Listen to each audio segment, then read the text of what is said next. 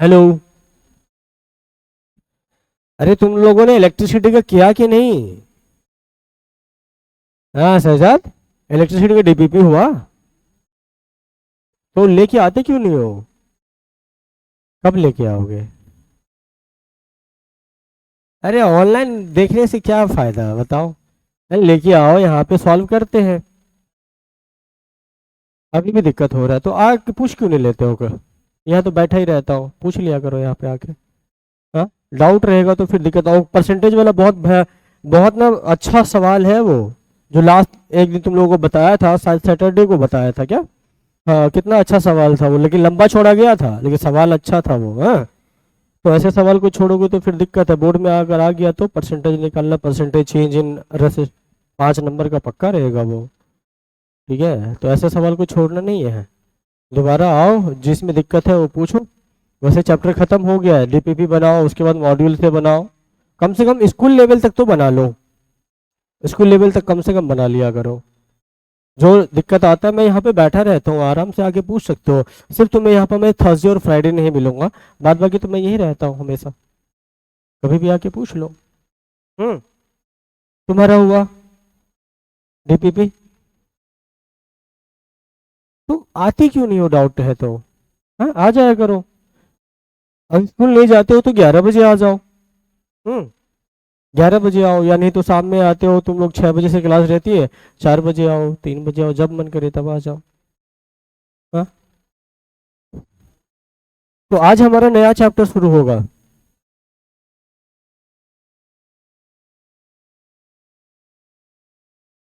क्या होता बताओ? कोई और आ जाते। हम्म। अरे हमें इस यूनिवर्स को स्टडी करना तो पड़ेगा ना। वो नहीं करते, कोई और आके कर जाते। ठीक है, उस टाइम पे उनका दिमाग चला, उन्होंने कर दिया, पूरे यूनिवर्स की स्टडी कर दी, निकाल दिया सारी चीजें उन्होंने। है कि नहीं है? तुम्हें भी कोई बीमारी आ जाए, हाँ मान लो कि किसी को भी कोई बीमारी आ जाए, तुम कहते अरे सर क्या वो रॉबर्ट हुक ने एक सेल की, रॉबर्ट हुक ही थे ना जो सेल की डिस्कवरी कर दी। अगर वो नहीं किए होते तो अभी हम बीमारी का इलाज भी नहीं कर पाते। ये थोड़ी कहोगे भक बेकार, रॉबर्ट हुक साहब ने जो है ना ये सेल की डिस्कवरी कर दी। वो कर दिए तभी तो तुम अभी बीमारियों का इलाज कर पा रहे हो सारी चीजों को देख देख के। हाँ, यहाँ पे तो तुम नहीं कहते हो। हाँ, इन्होंने इस बीमारी की डिस्कवरी कर दी, भक बेकार कर दी है बीमारी का डिस्कवरी। यहाँ तो नहीं कहते तुम। वही एक न्यूटन साहब के पीछे सबके सब पड़े हुए बच्चे, कि खास न्यूटन साहब के सर पे ना वो एप्पल की जगह पे कोई बॉम्ब गिर जाता है। ऐसे कहते रहते हो। अरे हमारे यूनिवर्स के बारे में ही तो उन्होंने बताया ना, यूनिवर्स में कौन सा फोर्स लगता है, क्या चीज होता है, जो फिजिकल प्रॉपर्टी है उसको स्टडी करी गई है। अब उसके लिए तुम परेशान हो रहे हो, एक न्यूटन साहब के पीछे पड़े हुए हो। चलो आज हम पढ़ेंगे magnetic effect of electric current. ये लास्ट है शायद। एनसीईआरटी में इसके अलावा भी एक एनर्जी सोर्सेज का है चैप्टर, है ना? वो भी कर ले, नहीं है? आ जाओ। नहीं है, लास्ट में एक चैप्टर है, एनर्जी सोर्सेज। हटा दिया? डिलीटेड है? अच्छा, नहीं है? अच्छा, डिलीट कर दिया सिलेबस में। चलो कोई नहीं। तो जो है तो ये हमारा लास्ट है, इसके बाद फिर से हम रिवीजन स्टार्ट करेंगे। कहाँ से? लाइट से। लाइट स्टार्ट करेंगे, वापस से रिवीजन सीरीज स्टार्ट करेंगे। और उसके बाद फिर हम यार ह्यूमन आई में दिक्कत होगा तो ह्यूमन आई करवा देंगे तुम लोगों को, फिर इलेक्ट्रिसिटी करवा देंगे। क्योंकि लाइट और इलेक्ट्रिसिटी दो ऐसे चैप्टर है जिससे सवाल ज़्यादा रहता है और ज़्यादा पेचीदा भी तुम लोगों को लगता है, क्योंकि इलेक्ट्रिसिटी में तुमने देखा बहुत सारे फॉर्मूले लगते हैं। हाँ, फॉर्मूले में कंफ्यूज हो जाते हो, कौन सा फॉर्मूला कहाँ लगाना, ये कंफ्यूज हो जाते हो। ठीक है, और लाइट में क्या है, लाइट में तुम्हें थ्योरी याद करना है। हाँ, हर छोटी छोटी चीज़ों को देखना पड़ता है। ठीक है, हर छोटी छोटी चीज़ों को देखने के लिए तुम्हें दोबारा से रिवीजन करना पड़ेगा। ठीक है जी। तो चलो इसको पढ़ते, देखो magnetic effect of electric current में ज़्यादातर तुमको थ्योरी ही मिलेगा। इसमें सवाल तुमको कुछ नहीं करने हैं, न्यूमेरिकल्स नहीं मिलेंगे तुम्हें, सिर्फ और सिर्फ तुमको क्या मिलेगा, थ्योरी मिलेगी। और थ्योरी में सिर्फ याद करने के लिए है, पॉइंट्स याद कर लो। और कुछ कुछ ऐसे सवाल बनते हैं जो दो चार लाइनों में ख़त्म हो जाता है। ठीक है, तो जो पढ़ाऊंगा ध्यान से एकदम देखते जाना, लिखने के लिए मैं टाइम नहीं दूंगा तुम लोगों को, क्योंकि इसमें ज़्यादा लिखना पड़ेगा, तो उसमें लिखते लिखते परेशान हो जाओगे। इससे अच्छा होगा ले जाना इसको घर पे, नोट बना लेना आराम से बैठ के। हाँ चलो, हमारा पहला क्या है भाई इसमें है, हिस्ट्री ऑफ मैग्नेटिज्म। किसी को पता है मैग्नेट का हिस्ट्री? पता है किसी को? कहां से आया, कहां से, क्या नाम है उसका?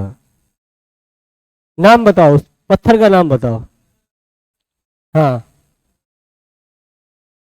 नाम बताओ, याद है किसी को नाम?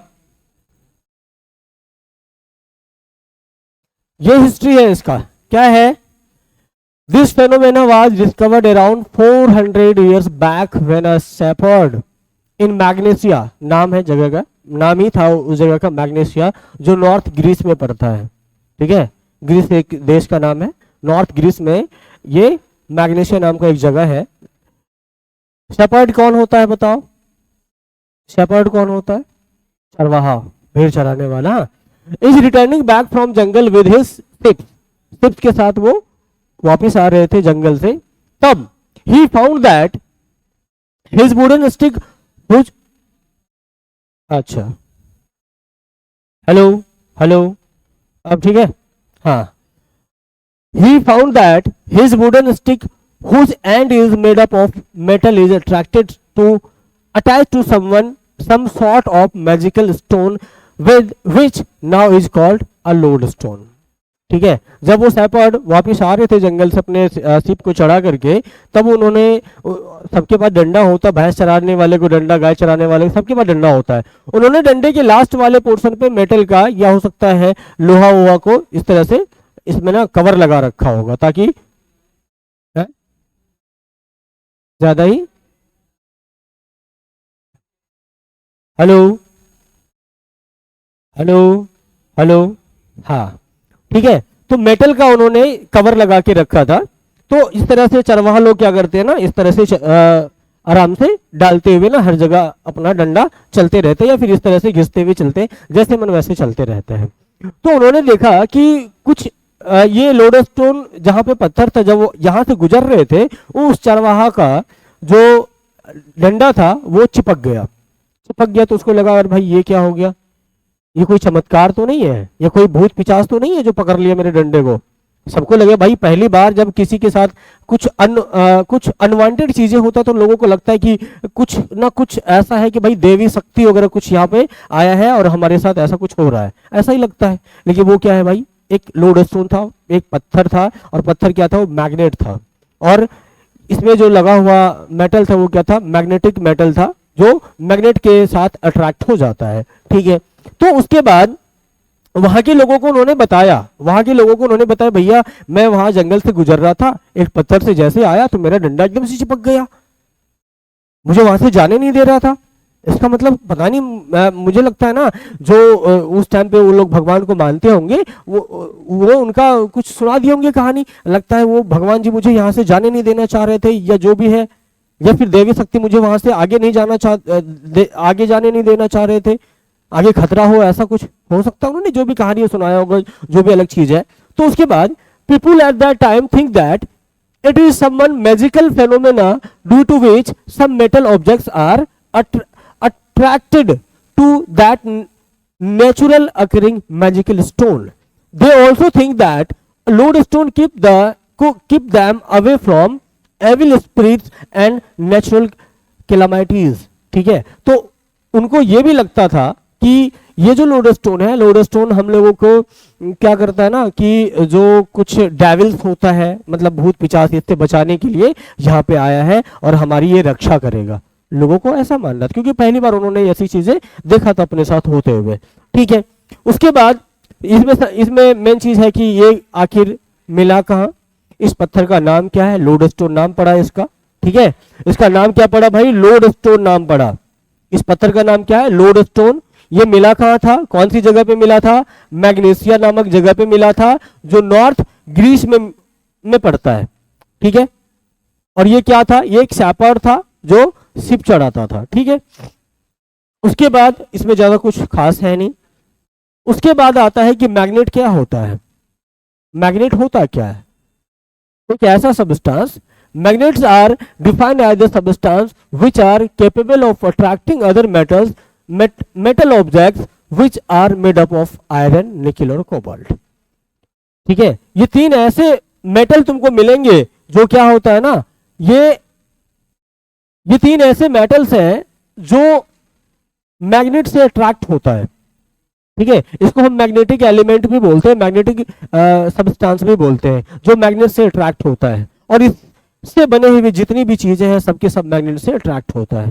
तो मैग्नेट का डेफिनेशन क्या होगा? डेफिनेशन होगा defined as the substance which are capable of attracting other metals और metal object which are made up of iron, nickel और कोबाल्ट।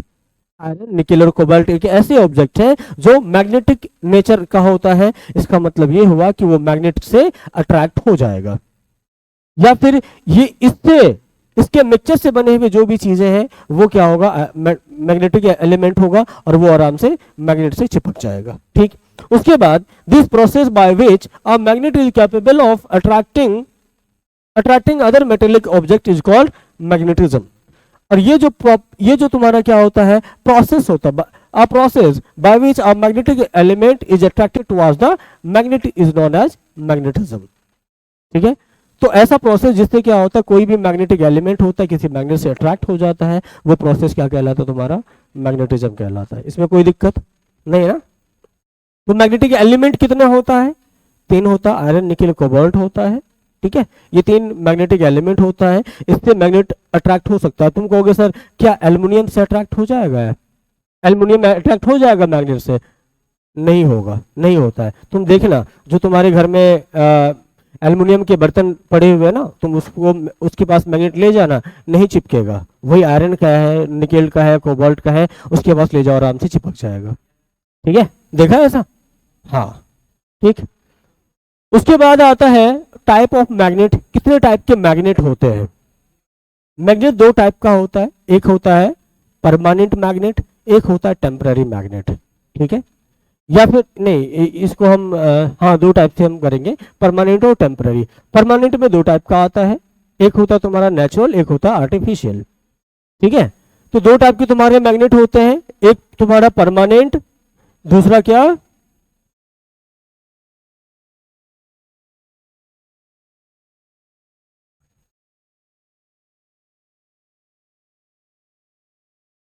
Temporary magnet.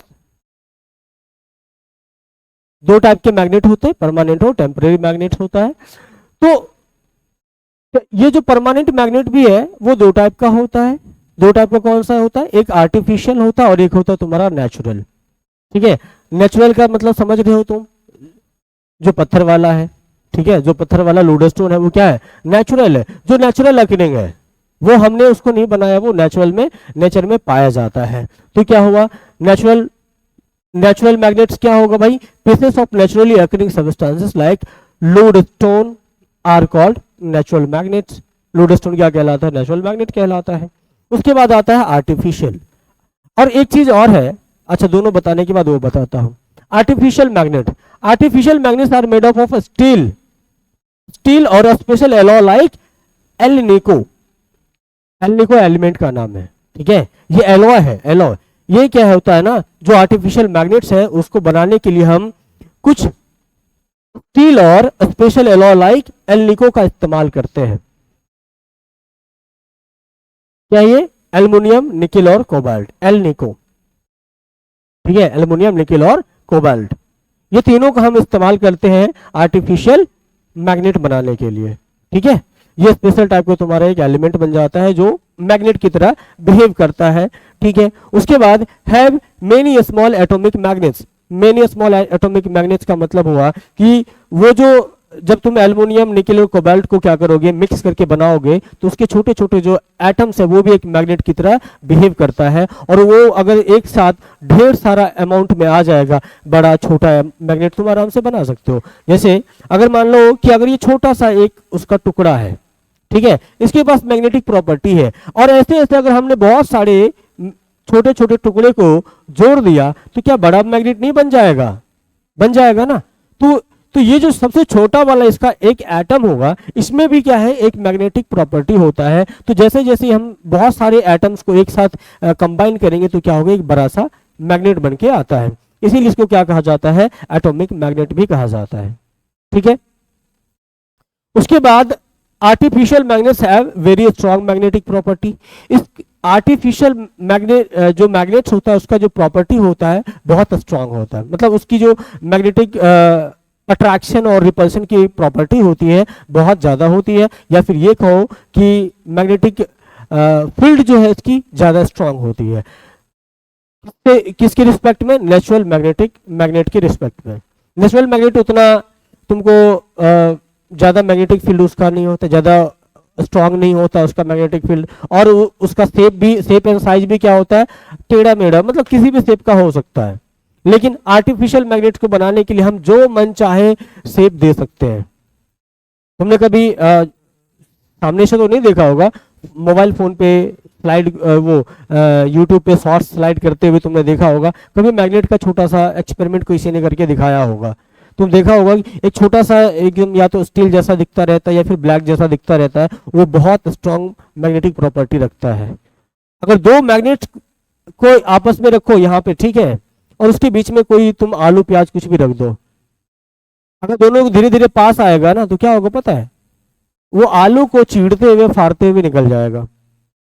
मैग्नेट भी टूट सकता है, इतना खतरनाक मैग्नेटिक अट्रैक्शन होता है आर्टिफिशियल मैग्नेट्स का। उतना ये लोडस्टोन का उतना मैग्नेटिक प्रॉपर्टी नहीं होता है, लेकिन आर्टिफिशियल का बहुत ज्यादा होता है। आर्टिफिशियल का तुम शेप एंड साइज अपने हिसाब से रख सकते हो, लेकिन जो नेचुरल मैग्नेट्स है उसका शेप एंड साइज अपने हिसाब से नहीं रख सकते, वो अपना हिसाब रहता है उसका। Artificial magnets have very strong magnetic property, they have given a desired regular shape, उसको हम अपने हिसाब से डिजायर्ड शेप दे सकते, कोई दिक्कत नहीं इसमें। ठीक। अब आता है टेम्परेरी मैग्नेट। टेम्परेरी मैग्नेट के बारे में कुछ पता है? इलेक्ट्रोमैग्नेटिज्म का नाम सुने हो?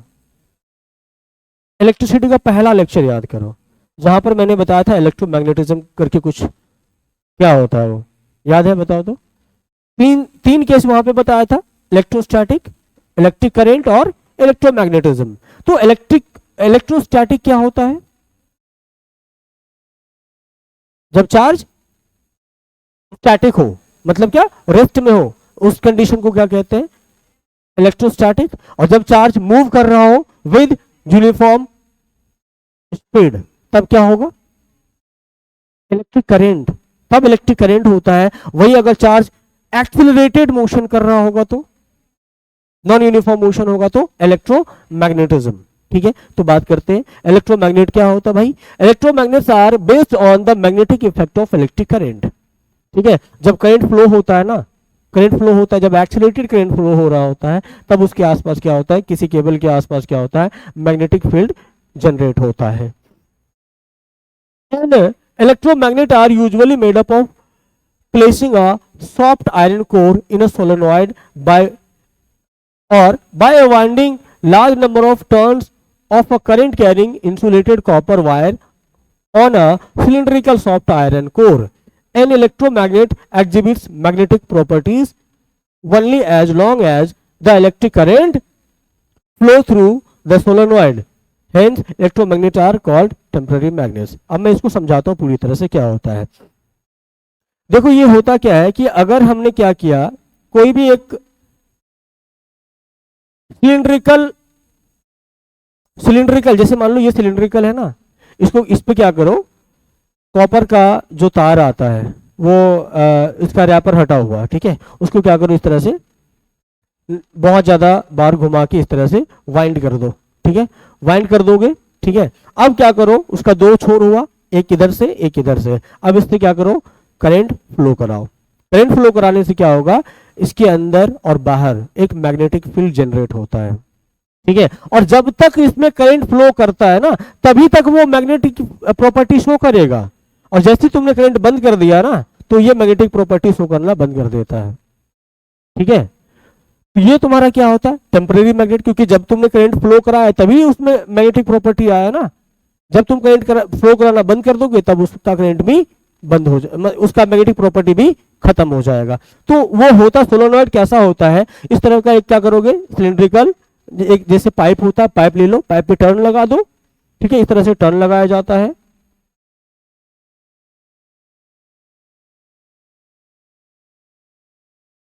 एक ये हो गया, एक इधर से तार निकाला। अब इसको क्या करना होता है, या तो इसको एक बैटरी से जोड़ दो, पॉजिटिव नेगेटिव, ठीक है। अब अगर इससे क्या होगा, करंट यहां से दौड़ेगा, करंट जैसे दौड़ेगा इसके अंदर और बाहर क्या होगा, मैग्नेटिक फील्ड इंड्यूस हो जाता है। मैग्नेटिक फील्ड इंड्यूस होगा, उसके बाद फिर अगर इसके आसपास कोई भी तुम मैग्नेटिक एलिमेंट लाते हो तो वो क्या होगा, अट्रैक्ट हो जाएगा, ठीक है। और जब तक इससे करंट फ्लो करेगा तभी तक ये मैग्नेटिक प्रॉपर्टी शो करेगा, अदरवाइज ये जैसे करंट तुम इसको देना बंद कर दोगे ये मैग्नेटिक प्रॉपर्टी शो करना बंद कर देता है। इसीलिए इसको क्या कहते हैं, टेम्पररी मैग्नेट कहते हैं। या फिर ये क्या होता है, एक इलेक्ट्रोमैग्नेट होता है, क्योंकि हमने इलेक्ट्रिसिटी से मैग्नेटिज्म पैदा करा, ठीक है। इसीलिए क्या होता है, ये इलेक्ट्रोमैग्नेट कहलाता है, या फिर इसको हम टेम्पररी मैग्नेट भी कहते हैं। तो हम सवाल में पूछ सकते हैं कभी ऐसा कि टेम्पररी मैग्नेट्स आर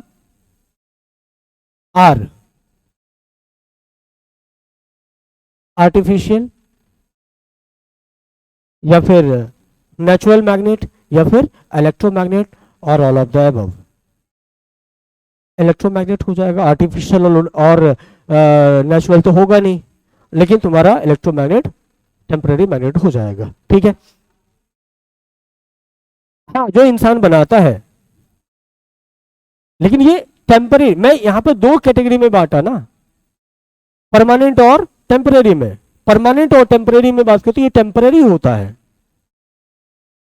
ठीक है। हमने वो परमानेंट वाले में बांटा था, परमानेंट में दो बांटा था, एक हमने बांटा था नेचुरल, एक बांटा था आर्टिफिशियल में। ये भी आर्टिफिशियल है, ये टेम्पररी है, टेम्पररी मैग्नेट की बात कर रहा था ना मैं। टेम्पररी में कौन सा आएगा, इलेक्ट्रोमैग्नेट आएगा ना। अब आता है प्रॉपर्टीज ऑफ मैग्नेट। मैग्नेट का प्रॉपर्टी क्या होता है, ये इंपॉर्टेंट है जान लेना। तुमने देखा होगा मैग्नेट, कभी मैग्नेट के साथ खेले हो क्या, खेले हो, मजा आता होगा खेल के ना, नहीं? अरे यार, तब क्या खेला तुमने, हैं? तब क्या खेला तुमने?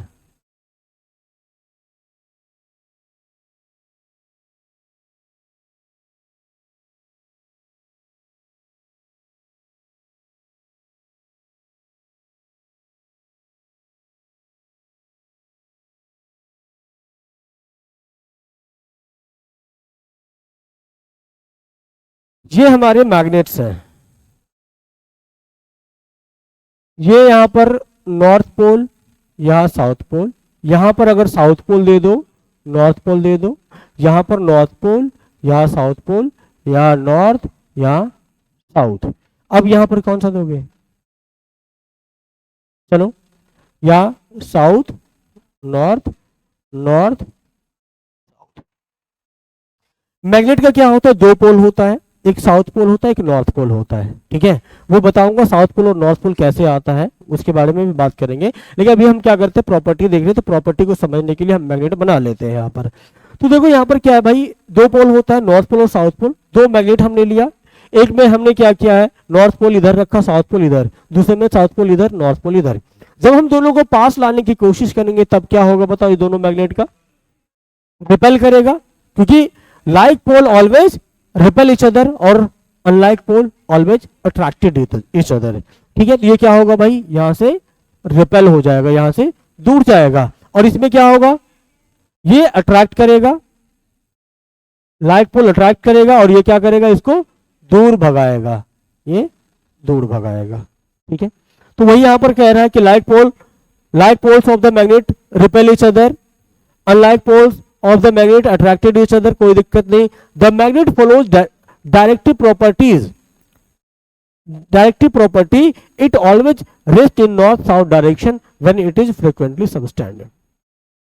मैग्नेट की एक खास प्रॉपर्टी होती है जिसका इस्तेमाल बहुत पुराने समय से, जब लोडस्टोन का खोज हुआ था ना, तभी से जो नाव वाले होते थे ना, जो समुद्र में नाव लेके चलते थे, उसी टाइम से लोडस्टोन का इस्तेमाल करते थे।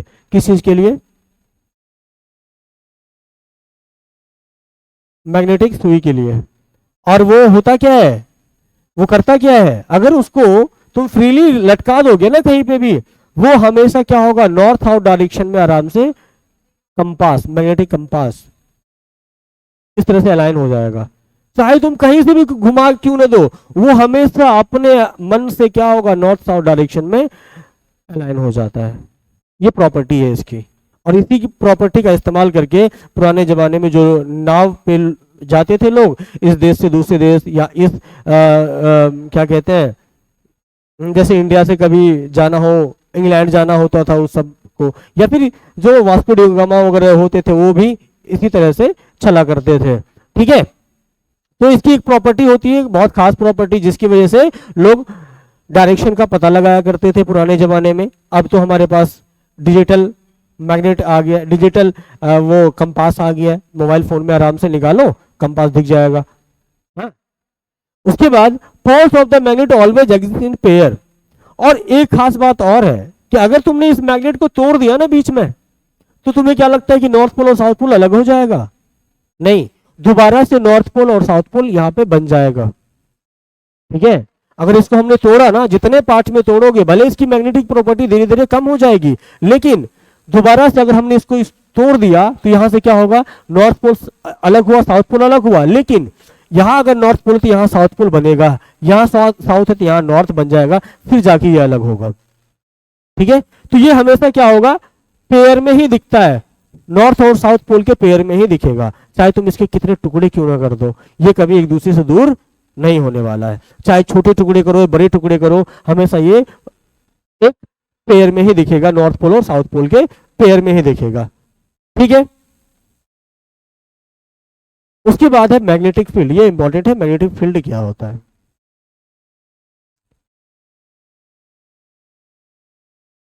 पढ़ के कोई समझाओगे मैग्नेटिक फील्ड?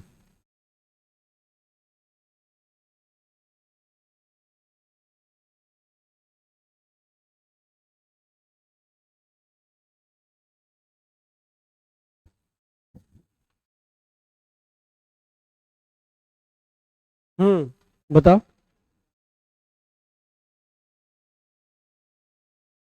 ठीक है, और कोई बताओ।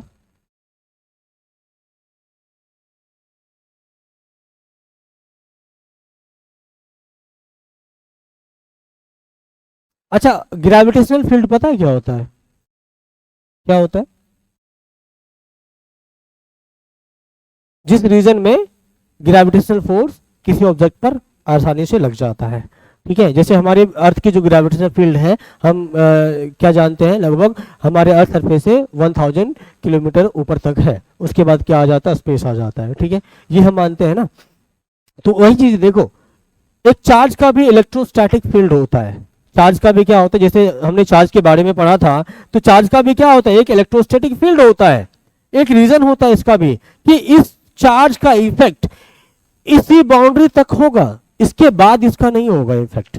ठीक है, उसी तरह हमारे अर्थ का भी क्या है, एक क्या है, मैग्नेटिक सॉरी ग्रेविटेशनल फील्ड है, कि इसका भी क्या होता है भाई, यहां तक का जो रीजन है, इस रीजन में अगर कोई ऑब्जेक्ट आता है ना, ये वापस क्या अपनी तरफ इसको खींच लेगी। अगर इससे दूर गया ना, इधर चला आया, इस वाले जगह में चला आया, इस वाले जगह में चला आया, इस वाले में इसका कोई भी बस नहीं चलता, मतलब कि कोई भी इसका इफेक्ट नहीं होगा इसमें। अगर ये इस वाले जगह की बात करूं, ये क्या हो जाता है, तुम्हारा स्पेस हो जाता है, यहां पर किसी का भी इफेक्ट नहीं आएगा, ना ही मून का आता है, ना ही सन का, ना ही किसी और अदर प्लैनेट का, ना ही अर्थ का, यहां पर ग्रेविटेशनल फील्ड काम करेगा। ठीक है, उसी तरह एक मैग्नेटिक फील्ड भी आता है जो एक्सीलरेटेड चार्ज पार्टिकल की वजह से क्रिएट होता है, और उस मैग्नेटिक फील्ड में अगर कोई मैग्नेटिक एलिमेंट लाते हो ना, तो वो क्या होगा, अट्रैक्ट होगा। अगर उसके बाहर रहेगा तो अट्रैक्ट नहीं होगा। ठीक है, जिस तरह से इलेक्ट्रोस्टैटिक फील्ड की बात करें, तो इलेक्ट्रोस्टैटिक फील्ड में भी वही चीज होता है। अगर हमने ये चार्ज लिया, अगर इसका इलेक्ट्रोस्टैटिक फील्ड यहां तक है ना, तो कोई भी चार्ज अगर पॉजिटिव चार्ज हो या नेगेटिव चार्ज हो, ये इसी फील्ड में इसको अट्रैक्ट या रिपेल कर सकता है। अगर इसके बाहर चला गया तो इस पे फोर्स नहीं लगा पाएगा। उसी तरह मैग्नेटिक फील्ड भी आता है। अगर मैग्नेटिक फील्ड यहां से लेके यहां तक है ना, तो इसके बाहर अगर कोई भी एलिमेंट ले आते हो, चाहे आयरन लाओ या कुछ भी लाओ, तो इस पे फोर्स नहीं लगेगा। तो वही चीज यहां पर डेफिनेशन के साथ क्या कहता है, डेफिनेशन क्या कहता है कि magnetic field is the region around a magnet या मैग्नेटिक मटेरियल और moving electric charges with in which the force of magnetism act. तो ऐसा रीजन होता है जिसमें मैग्नेटिक फील्ड, जो जिसमें मैग्नेटिक जो फोर्स है काम करेगा। अगर उस रीजन के बाहर चले जाओगे तो मैग्नेटिक फोर्स काम नहीं करेगा। ठीक है, तो मैग्नेटिक फील्ड कितनी चीजों से आ सकता है, या तो एक इलेक्ट्रोमैग्नेट ले लो।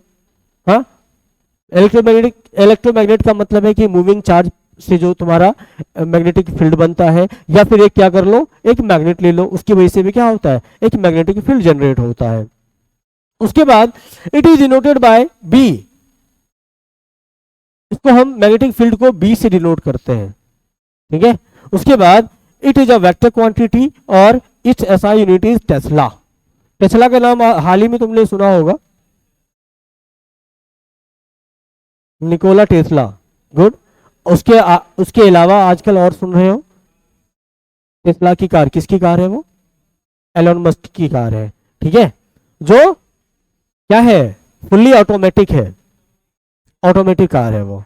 लेकिन इंडिया में उसकी अभी परमिशन नहीं है बेचने की, मोदी साहब ने मना कर रखा है, क्योंकि उसमें बहुत ज़्यादा प्रॉब्लम है अभी, उसको अपडेशन अपग्रेड चाहिए, क्योंकि कभी भी ये ब्लास्ट हो जाती है। अभी ओला की जो कार आई, ओला की जो बाइक आई है ना, उसमें भी बहुत ज़्यादा प्रॉब्लम है, उसको भी बहुत ज़्यादा अपडेशन की ज़रूरत है। इसीलिए अभी ये सब सक्सेसफुल ज़्यादा है नहीं, धीरे धीरे देखो उसमें और ज़्यादा एलोन मस्क करते रहेंगे, इम्प्रूवमेंट करते रहेंगे। हमारे इंडिया में बहुत सारी ऐसी कंपनियां हैं जो अभी इस राह पर चल रही है कि ऑटोमेटिक कार बनाए, तो धीरे धीरे बन जाएगी, आराम से काम करेगा।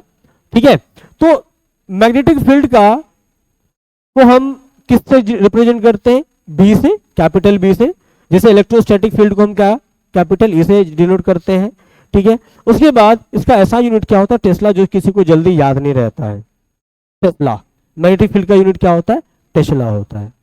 जैसे फोर्स का यूनिट क्या होता है, न्यूटन, उसी तरह से मैग्नेटिक फील्ड का यूनिट क्या होगा, टेस्ला होगा। अब है मैग्नेटिक फील्ड लाइन, ये इंपॉर्टेंट, इससे सवाल तुमको जेई में पूछा जाएगा, नेट में भी पूछा जाएगा, और कई बार पूछा गया है और पूछा भी जाता रहता है, क्योंकि ये बहुत इंपॉर्टेंट है। उससे पहले मैं तुम्हें एक मैग्नेट बना के दिखाता हूँ, और मैग्नेट के बारे में कुछ चीज़ें जो तुम्हें समझा देता हूँ, उसके बाद ये समझना कि क्या होता है मैग्नेटिक लाइन्स ऑफ फोर्स। ये मान लो एक मैग्नेट है, नॉर्थ पोल और साउथ पोल, ये मैग्नेट है। मैग्नेट हमेशा क्या करता है ना, मैग्नेटिक लाइन्स ऑफ फोर्स निकालता रहता है, हमें दिखता नहीं, ये इमेजिनरी लाइन होती है, ये इमेजिनरी लाइन होती है, और यहां से लाइंस निकलती रहती है, मैग्नेटिक लाइन्स ऑफ फोर्स जिसको कहते हैं। ठीक है, और वो निकलती किधर से है, ये इंपॉर्टेंट है। ये भी सवाल पूछा जाता है कि magnetic lines of force emerges from, कहां से निकलती है, नॉर्थ पोल से निकलती है, और कहां को जाती है, साउथ पोल को जाती है। लेकिन कोई भी मैग्नेटिक लाइन्स ऑफ फोर्स एक दूसरे को कभी क्रॉस नहीं करेगा, नहीं करेगा, क्यों नहीं करेगा ये भी चीजें बताऊंगा, पहले मैं इसको बना देता हूं। हाँ,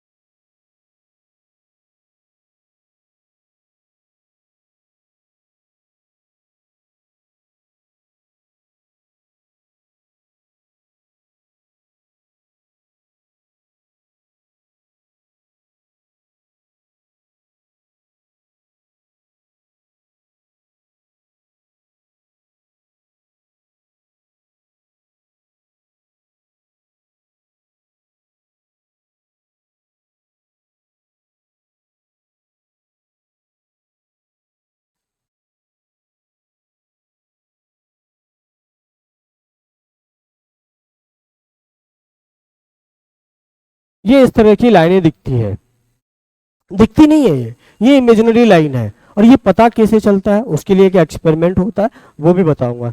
अब देखो, ये जितनी भी मैंने इस तरह से लाइनें खींची है, ये क्या कहलाता है, ये होता है magnetic lines of force,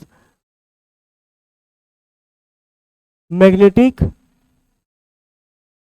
lines of force. ठीक है, ये जितनी भी लाइनें हैं सबके सब क्या है, मैग्नेटिक लाइंस ऑफ फोर्स है। और ये क्या होता है, नॉर्थ पोल से निकल के साउथ पोल में एंटर करती है। ठीक है, और साउथ पोल के अंदर अंदर भी क्या होता है, मैग्नेटिक लाइंस ऑफ फोर्स निकलता है। लेकिन यहां पे एक सवाल और रहता है कि inside a magnet lines of force travels from, option रहेगा north pole to south pole, south pole to north pole, both, none of the above. गलत। इनसाइड अ बार मैग्नेट, कभी भी तुम ये नहीं कहोगे कि नॉर्थ पोल से साउथ पोल जाता है, वो क्या होता है, साउथ पोल से नॉर्थ पोल की तरफ चलता है।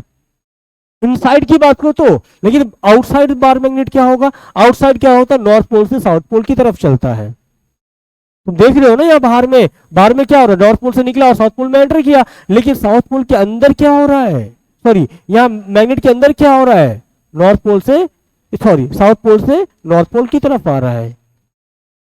ठीक है, और उसके बाद एक चीज और देखो, जो दोनों पोल्स है, पोल्स पर ये जो मैग्नेटिक लाइंस ऑफ फोर्स की डेंसिटी है ना, वो ज्यादा है। दिख रहा है, ज्यादा कंजस्टेड नजर आ रहा है ना। हाँ, यहां पर तुम देखो, अगर मैग्नेटिक लाइंस ऑफ फोर्स की बात देखो, की बात करो, यहां पर क्या तुमको इसकी डेंसिटी ज्यादा लग रही है। तो जहां पर मैग्नेटिक लाइंस ऑफ फोर्स की डेंसिटी ज्यादा होती है, इसका मतलब ये हुआ कि वहां पर मैग्नेटिक फील्ड की डेंसिटी ज्यादा है, और मैग्नेटिक फील्ड जहां पर ज्यादा है, वहां पर मैग्नेटिक फोर्स ऑफ अट्रैक्शन भी क्या होगा, ज्यादा होगा। तो इन दोनों पोल्स पर मैग्नेटिक फोर्स ज्यादा होता है विद रिस्पेक्ट टू अदर। ठीक है, विद रिस्पेक्ट टू ये सब जो तुम्हारा रीजन है। तो इस रीजन में तुम्हारे क्या होते हैं, बहुत कम होता है, इस रीजन में बहुत कम होता है, इस रीजन में बहुत कम होता है, इस रीजन में बहुत कम होता है। सबसे ज्यादा जो स्ट्रॉन्ग फील्ड तुमको नजर आएगा, यहां दोनों पोल्स पर नजर आता है। ठीक है, और ये जो मैग्नेटिक लाइंस ऑफ फोर्स है, कभी भी एक दूसरे को क्रॉस करके नहीं जा सकता है। क्रॉस करने से प्रॉब्लम क्या होती है, ये देखो, अगर मान लो ये दो मैग्नेटिक लाइंस ऑफ फोर्स है, एक ऐसे जा रहा था, एक भाई बोला भैया मैं ऐसे चले जाऊंगा। ऐसे अगर जाएगा तो ऐसे जाने से घाटा क्या है, देखो ऐसे जाने पे देखो प्रॉब्लम क्या होती है ना, एक मैग्नेटिक लाइंस ऑफ फोर्स तो इधर से इधर जा रहा था, दूसरा इधर से इधर जा रहा, दोनों एक ही डायरेक्शन में जा रहा था। लेकिन अगर तुम इसको जूम करके देखो, तो इस पॉइंट की जहां पे क्रॉस किया है ना, जहां इंटरसेक्शन पॉइंट है, वहां इसका देखो कि दो लाइंस ऑफ फोर्स होगा। एक क्या होगा, एक इसका फोर्स यहां पर इस तरह से जाएगा, ये इसका इस तरह से डायरेक्शन था इस पॉइंट पर, और इसका डायरेक्शन इधर था। इसका मतलब यह हुआ कि इस पॉइंट पर, इस स्पेसिफिक पॉइंट पर दो मैग्नेटिक फील्ड का डायरेक्शन हो गया।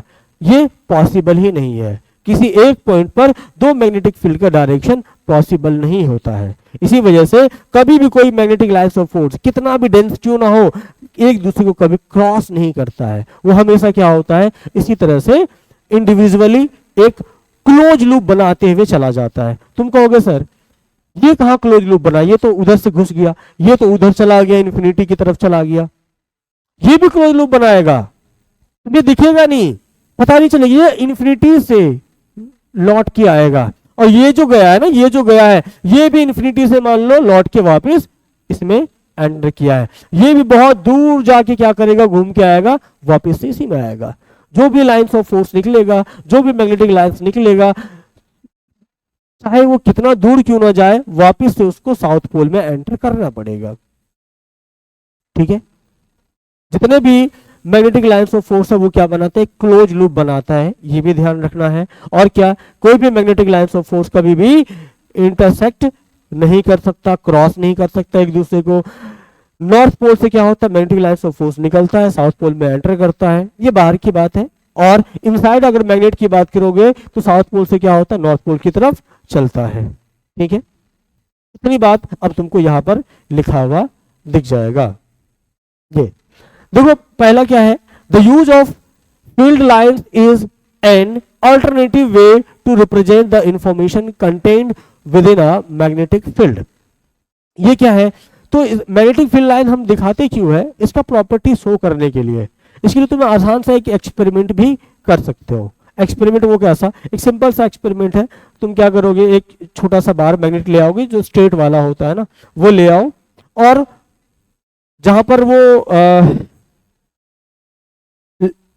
लोहा काटने वाला ग्राइंडर मशीन होता है ना, जो कटिंग का काम करता है, उसके नीचे तुम देखोगे लोहे का जो है ना, जो पार्टिकल्स है, छोटे छोटे पार्टिकल्स, वो गिर जाता है। उसको ले आओ, ठीक है, और उसको पेज पे पोर कर दो, छिड़क दो, ठीक है, और उसके नीचे एक मैग्नेट डाल दो। तुम क्या देखोगे कि मैग्नेटिक फील्ड लाइंस की डायरेक्शन तुमको दिख जाएगा।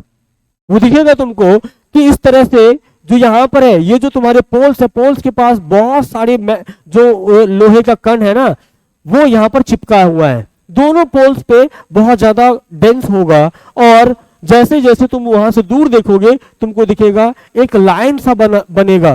वो सबके सब एक लाइन में अलाइन हो जाता है, सबके सब एक लाइन में अलाइन हो गया है, और इसी तरह से तुमको एक अच्छा सा फोटो दिखाई देगा।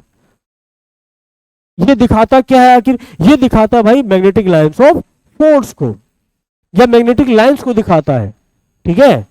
ये ऐसा नहीं कि कोई ऐसे बना दिया है, ऐसा नहीं है, ये तुमको दिखता नहीं है मैग्नेटिक लाइंस ऑफ फोर्स, लेकिन जब तुम उसको एक्सपेरिमेंट करके देखोगे ना, तुमको इस तरह से दिख जाएगा, ठीक है। इसमें सारे के सारे क्या हो रहा है, नॉर्थ पोल से निकल के साउथ पोल की तरफ डायरेक्शन तुमको दिखाएगा। अगर तुमको पता लगाना है तो उसके लिए क्या करोगे, एक मैग्नेटिक कंपास ले जाओ, ठीक है, कंपास ले जाओ, कंपास तुमको डायरेक्शन दिखा देगा कि किधर से किधर की तरफ जा रहा है। Magnetic field lines are imaginary lines, वो पहले बता दिया, इमेजिनरी होता है, इसको हम देख नहीं सकते हैं, बस हम क्या कर सकते हैं, फील कर सकते हो। कैसे, एक मैग्नेटिक एलिमेंट ले जाएंगे और उस पर फोर्स लगा के फील करा सकते हैं। Magnetic field lines are visual tool used to represent magnetic field. They describe the direction of the magnetic force on a north monopole at any given position. ठीक है, ये हम क्या कर सकते हैं, कोई मैग्नेट लेके इस तरह के एक्सपेरिमेंट करके हम देख सकते हैं किस तरह से magnetic lines of force north pole से निकल के साउथ पोल को जा रहा है, और एक कैसे क्लोज लूप बना रहा है। तुमको अंदर तो नहीं दिखेगा मैग्नेट के अंदर, लेकिन वो एक्चुअल में क्लोज लूप बना रहा होता है, ठीक है। ये बता ही दिया। अब आगे है ये वही चीज, properties of magnetic field lines क्या है।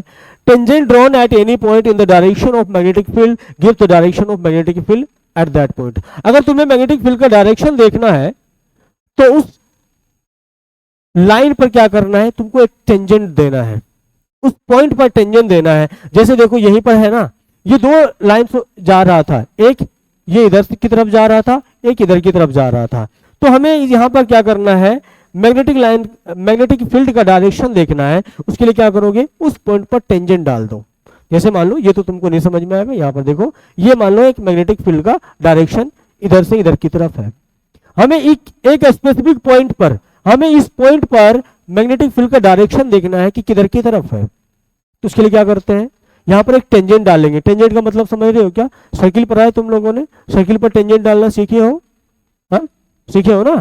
तो सर्किल पर टेंजेंट कैसे डालते हैं, उस पॉइंट पर, किसी भी पॉइंट पर एक पॉइंट से सीधा हम खिसकाते, एक इस तरह से लाइन मार देते हैं, ऐसे है ना, ऐसे मार देते हैं।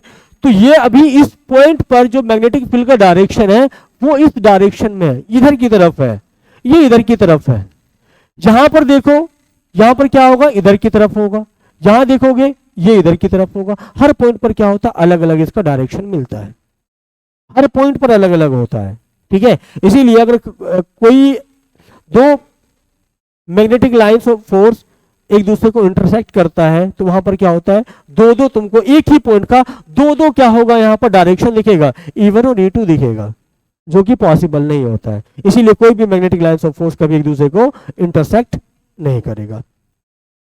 उसके बाद है magnetic field line never cross each other, वही अभी बताया जो the density of the field lines indicates that the strength of the field indicates the strength of the field. Closer the lines, higher the strength of the magnetic field. तो सबसे ज्यादा closer magnetic lines of field force कहां दिखता है तुम्हें, दोनों poles पे क्या होता है, सबसे ज्यादा तुमको डेंस दिखेगा। इन दोनों पोल्स पर क्या होगा, सबसे ज्यादा मैग्नेटिक लाइंस ऑफ फोर्स दिखता है। इसका मतलब क्या है, यहां पर मैग्नेटिक फील्ड क्या है, ज्यादा, इसका स्ट्रेंथ क्या है, ज्यादा है। तो वही यहां बोल रहा था, the density of the field lines indicates the strength of the field, closer the lines higher the strength of the field. अब magnetic field lines always make a close loop, वही बताया, जितने भी मैग्नेटिक लाइंस ऑफ फोर्स है वो सबके सब क्या बनाता है, क्लोज लूप बनाता है। क्लोज लूप नहीं बनाया तो समझ लो वो गलत है। और इस पे सवाल जे में भी पूछा गया है, नीट में भी पूछा गया है, ठीक है, जे और नीट इसमें सवाल आता रहता है। अब देखो यहां पर तुम देख रहे हो कि नॉर्थ पोल से साउथ पोल में जा रहा है, कोई दिक्कत नहीं। यहां पर भी देख रहे हो तुम क्या हो रहा है, नॉर्थ पोल से निकल रहा है, हा? इस तरह से मुड़ के वापस क्या होगा, साउथ पोल में एंटर करेगा। लेकिन क्या यहां से यहां आ पाएगा, नहीं आएगा, क्योंकि इसको जाना कहां है, साउथ पोल में जाना है, ना कि नॉर्थ पोल में जा रहा है। अगर मान लो अट्रैक्शन हो रहा होता तो क्या होगा, यहाँ पे से साउथ पोल से नॉर्थ पोल में चला जाएगा, कोई दिक्कत नहीं है, ठीक है। जब रिपल्सन करना होगा तो क्या होगा, उसका जो मैग्नेटिक फील्ड लाइंस होता है ना, वो इस तरह से बिहेव करता है, कहता भैया हमें तो नॉर्थ पोल से साउथ पोल में जाना है ना, तो मैं तुम्हारे अंदर क्यों जाए, नहीं जा सकता ना। तो इसके लिए क्या होगा, ये मुड़ जाएगा, मुड़ के फिर से वापस से साउथ पोल ढूंढ के आ जाएगा, ठीक है। और इसका भी फील्ड लाइन क्या करेगा, वापस से इसमें मुड़ के आ जाएगा। इसी तरह से यहाँ पे क्लोज लूप बनेगा। उस तरह से यहाँ पर देखो साउथ पोल है, साउथ पोल है, जैसे नॉर्थ पोल के साथ हुआ वैसे साउथ पोल के साथ होगा। क्लोज लूप इस तरह से बनाएगा, इस तरह से, क्या हो गया है, हाँ हाँ ये साउथ में आ रहा है, साउथ में आ रहा है, ये साउथ में आ रहा है, ठीक है। तो नॉर्थ पोल से इधर से साउथ पोल में आएगा, इस तरह से, ठीक। उसके बाद कह रहा है magnetic field line always emerge और start from the north pole. हमेशा अगर मैग्नेटिक लाइंस ऑफ फोर्स को दिखाओगे तो कहां से निकलते हुए दिखाओगे, नॉर्थ पोल से दिखाओगे, और टर्मिनेट कहां करोगे उसको, साउथ पोल पे करोगे, at the south pole outside the magnet, and travels from south pole to north pole inside the magnet. जो मैंने बताया साउथ पोल से नॉर्थ पोल की तरफ क्या होता है, इनसाइड द मैग्नेट तुम इसका मैग्नेटिक फील्ड लाइंस का डायरेक्शन दिखाओगे, ठीक है। बाहर में क्या होगा, नॉर्थ पोल से निकल के साउथ पोल में दिखाओगे, और अंदर में साउथ पोल से नॉर्थ पोल की तरफ दिखाओगे। Relation between electricity and magnetism, दोनों में रिलेशन क्या है। देखो यहाँ बहुत लंबी चौड़ी कहानी लिखी हुई है, क्या कह रहा है ये, up to 1800 it was thought that electricity and magnetism are two different phenomena. ये दोनों क्या अलग अलग फेनोमेना है। लेकिन धीरे धीरे जब स्टडी हुई तो पता चला कि ये क्या है, मैग्नेटिज्म एक स्पेशल केस होता है इलेक्ट्रिसिटी का। वो कैसे, it was the year 1820 when a Danish physicist and Professor Hans Christian Oster tells that magnetism is associated with flowing electricity and a magnetic field can be generated around a current carrying wire। अगर कोई current carrying wire है उसमें अगर current flow हो रहा है ना, तो उसके आसपास क्या होता है, एक मैग्नेटिक फील्ड जनरेट होता है। ये कब पता चला, ये पता चला था 1820 में। 1820 में डैनिश जो फिजिसिस्ट थे, क्या नाम था उनका, हैंस क्रिश्चियन ओस्टेड थे, उन्होंने देखा कि magnetism is associated with the following electricity and magnetic field can be generated around the current carrying wire. Later contribution was given to this unification by Michael Faraday, ठीक है, Michael Faraday ने इसको आगे बढ़ाया, और उसके बाद finally it was the James clerk Maxwell who gave the united theory of electromagnetism by his 4 universal equation। उसके बाद सबसे पहले इन्होंने इस फेनोमेना को कौन देखा था, इन्होंने हंस क्रिश्चियन ऑस्टर ने देखा। उसके बाद धीरे धीरे जैसे जैसे इस फेनोमेना में स्टडी बढ़ती गई तो उसके बाद किसने इसको आगे बढ़ाया है, जेम्स क्लर्क, नहीं उससे पहले माइकल फेराडे ने उसको आगे बढ़ाया, और उसके बाद धीरे धीरे करके जैसे और स्टडी बढ़ी तो उन्होंने फाइनली जेम्स क्लर्क मैक्सवेल ने 4 इक्वेशंस दी, और इसको आगे बढ़ाया, मैग्नेटिज्म के बारे में और ज्यादा स्टडी स्टार्ट हो गई। अभी पता है एक मैगलीव ट्रेन का नाम सुने हो? मैगलीव ट्रेन, हाँ? क्या होता है वो? कौन से बेसिस पे काम करता है? इलेक्ट्रोमैग्नेटिक इंडक्शन, जो तुम अभी नहीं पढ़ोगे, वो 12th में जाके पढ़ोगे। इलेक्ट्रोमैग्नेटिक इंडक्शन क्या होता है, उस बेसिस पे काम करता है। अभी तुम इंडक्शन चूल्हा देखते हो, घरों में रहता है ना, वो कौन से बेसिस पे काम करता है? इलेक्ट्रोमैग्नेटिज्म पे काम करता है, टेम्पररी मैग्नेट। ठीक है, तुमने देखा होगा कभी इंडक्शन पे खाना बनाए हो? इंडक्शन पे बर्तन डालने के बाद क्या होता है? गर्म होता है। क्या चिपकता भी है बर्तन? नहीं चिपकता है।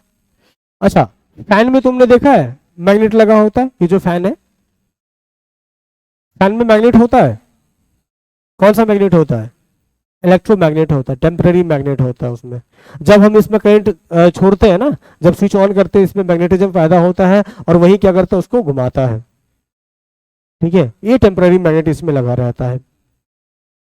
तो धीरे धीरे जैसे जैसे क्या हुआ कि मैग्नेटिज्म के बारे में और ज्यादा स्टडियां बढ़ती गई, वैसे वैसे क्या हो गया, नई नई चीजों का आविष्कार होना शुरू हो गया। उसके बाद हम देख लेते हैं क्या, साउंड बॉक्स देख लेते हैं जिसमें मैग्नेट लगा रहता है। उसकी प्रॉपर्टी से हम क्या साउंड को और एम्पलीफाई कर देते हैं। हाँ, ई रिक्शा में क्या होता है, मोटर लगा रहता है, मतलब मोटर बनाया। तो ये सारी चीजें, बहुत सारे ऐसे मैग्नेट का क्या इस्तेमाल करने शुरू हो गए। ठीक है, उसके बाद क्या हुआ, ऑर्स्टेड एक्सपेरिमेंट क्या था, लेकिन उन्होंने जो सबसे पहली बार एक्सपेरिमेंट किया वो था क्या, उसके बारे में थोड़ा जान लेते हैं। When electric current flow through a current carrying conductor, it produces a magnetic field around it. जब कोई भी तार में इलेक्ट्रिक करंट फ्लो कराते हैं ना, तो उसके अराउंड क्या होता है, एक मैग्नेटिक फील्ड जनरेट हो जाता है।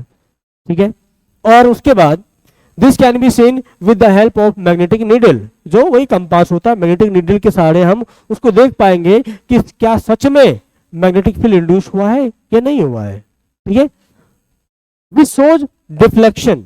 अगर हमने मान लो इस तार में इधर से करंट फ्लो कराया इधर की तरफ, ठीक है, तो अगर इसके ऊपर हमने एक मैग्नेटिक नीडल रखा ना, तो क्या दिखेगा, इसमें डिफ्लेक्शन दिखेगा, मतलब कुछ ना कुछ इसमें हलचल दिखेगा। इसका मतलब क्या हुआ कि इसके अराउंड क्या हो रहा है, एक मैग्नेटिक फील्ड इंड्यूस हो रहा है।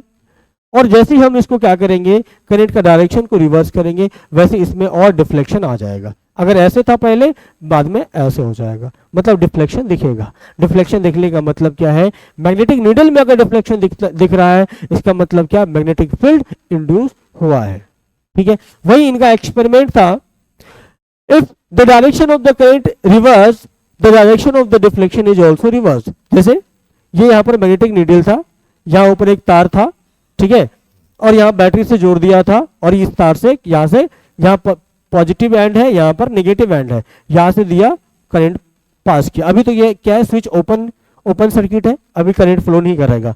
अभी यहाँ पर क्या हुआ, करंट फ्लो हो गया, तो इसमें देखो क्या हो गया, डिफ्लेक्शन आया, नॉर्थ पोल इधर, साउथ पोल इधर आया। उसके बाद हमने क्या किया, यहाँ पे करंट को रिवर्स किया। रिवर्स करने के बाद देखो नॉर्थ पोल ऊपर चला गया, साउथ पोल नीचे आ गया। ये उन्होंने सबसे पहली बार ऑस्टेड साहब ने एक्सपेरिमेंट करके देखा, तब उनको पता चला कि भाई जो करंट कैरिंग कॉइल है वो अपने चारों ओर क्या करता है, एक मैग्नेटिक फील्ड इंड्यूस करता है। ठीक है, और उसके बाद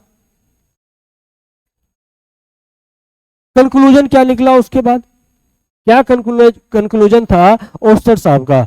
उन्होंने देखा कि when ever a current is phloem through the wire, it creates magnetic field around the wire. इसमें कोई दिक्कत नहीं है, कंक्लूजन तो सबको पता चल गया अभी। लेकिन उसके बाद क्या है, when current is flowing from north pole to the south pole in the wire, north pole to the south pole in the wire, ये क्या है, वायर का भी नॉर्थ पोल साउथ पोल कर दिया इन्होंने। वो इस हिसाब से साउथ पोल नॉर्थ पोल इस के हिसाब से डायरेक्शन की बात कर रहा है वो। ठीक है, अभी देखो नॉर्थ पोल इधर है, साउथ पोल इधर है ना, तो पहले वाले की बात कर रहा है वो। पहले वाले में क्या कर रहा है, when current is flowing from north pole to south pole, north pole to south pole, यहां से north pole to south pole, इधर से इधर जब चला तब क्या हुआ, तब क्या हुआ, pole in the wire, then north pole of the compass turns towards east. वही हुआ है, कंपास क्या हुआ, ईस्ट की तरफ, ये नॉर्थ इधर, नॉर्थ इन्होंने इधर माना है। वैसे एक चीज देखो, अगर तुम इस हिसाब से देखते हो ना, इधर नॉर्थ, इधर साउथ, इधर ईस्ट, इधर वेस्ट, तब क्या होगा, तो अभी क्या आ गया, कहाँ गया, साउथ की तरफ बेंड हुआ है ना। लेकिन हम इसको ऐसे नहीं मानेंगे, फिर हम क्या करेंगे, जो हम जानते हैं कि जो मैग्नेटिक नीडल होता है वो ऑलवेज किधर रहता है, नॉर्थ टू साउथ रहता है, ठीक है। तो अगर इधर है, पहले इधर है, तो इधर हम क्या मानेंगे, नॉर्थ मानेंगे, इधर साउथ मानेंगे, ठीक है। अगर इधर नॉर्थ है, इधर साउथ है, तो ऊपर क्या होगा, पक्का है, इधर तुम्हारा ईस्ट, वेस्ट, नॉर्थ, साउथ, इसको तुम उठा के यहां लाए हो ना, तो ये नीचे क्या होगा, ईस्ट होगा, ईस्ट होगा, ऊपर वेस्ट होगा, ठीक है। तो आप देखो, तो इन्होंने क्या बोला, अगर हमने क्या किया, नॉर्थ पोल से साउथ पोल की तरफ अगर करंट इससे दौड़ाया, तो ये जो मैग्नेटिक नीडल है किधर की तरफ बेंड हुआ है, ईस्ट की तरफ, ईस्ट की तरफ बेंड हो गया। और जैसे हमने करंट को रिवर्स किया, करंट को रिवर्स करने के बाद ये किधर की तरफ गया है, ये वेस्ट की तरफ बेंड हो गया, ठीक है। वही चीज यहां पर उन्होंने बोला है, when direction of the current in the wire is reverse and current flow from south pole to north pole, then the north pole of the compass turns towards west, ठीक है, वही चीज है। उसके बाद this rule can be remembered by the term snow, SNOW, ठीक है। If magnetic compass is placed below the wire and current flow from the south pole to north pole of the compass turns towards west, this law is analogous to the Ampere swimming rule. Ampere swimming rule भी पढ़ेंगे जो आगे आएगा, ठीक है। इसको हम snow law भी कहते हैं, ठीक है। जो ऑस्टेड का एक्सपेरिमेंट था, इसको हम स्नो लॉ भी कहते हैं, ठीक है। क्योंकि इसमें इन्होंने क्या देखा था कि अगर हमने नॉर्थ पोल से साउथ पोल की तरफ की डायरेक्शन में करंट को फ्लो कराया, तब उस मैग्नेटिक नीडल में डिफ्लेक्शन किधर की तरफ आया, ईस्ट की तरफ आया। वही अगर हमने नॉर्थ पोल, साउथ पोल से नॉर्थ पोल की तरफ करंट को इंड्यूस कराया, तो वेस्ट में डिफ्लेक्शन आया। ये क्या है, स्नो लॉ भी है। और इसको हम, ये किसके रिसेंबल है, ये एम्पियर स्विमिंग रूल के भी रिसेंबल है, जो हम आगे पढ़ेंगे। अभी इसके बारे में नहीं बताया हूं, ये बताऊंगा आगे, ठीक है। इतनी बात आ गई समझ में। तो देखो, इसमें खाली तुमको थ्योरी नजर आएगा, थ्योरी के अलावा तुमको क्वेश्चन नहीं कर रहे। इसमें क्वेश्चन करोगे मैग्नेटिक फील्ड वगैरह पे जाके, तुम कब, 12th में। इनमें सब के सब क्या है, थ्योरी ही थ्योरी है। जितना ज्यादा समझोगे उतना ज्यादा फायदा में रहोगे, क्योंकि लिखना है सिर्फ इसमें, और ऑब्जेक्टिव में इससे ज्यादा सवाल आता है। हर पॉइंट पे इसमें तुमको सवाल दिखेगा, ठीक है। हर पॉइंट पे सवाल, सबसे ज्यादा तो तुमको मैग्नेटिक फील्ड लाइंस पे आता है, मैग्नेटिक फील्ड का डायरेक्शन देखने के लिए, करंट का डायरेक्शन देखने के लिए, ठीक है। तो जितना ज्यादा इसको तुम पढ़ोगे, जितना ज्यादा याद रखोगे चीजों को, उतना ज्यादा फायदा होगा। इसमें सिर्फ लिखना ही है, और ऑब्जेक्टिव सवाल बनने वाले हैं इसमें। सुनो रूल वही बता दिया, ठीक है। तो रिवीजन करके कर लेना, इसके आगे थोड़ा कल बताऊंगा।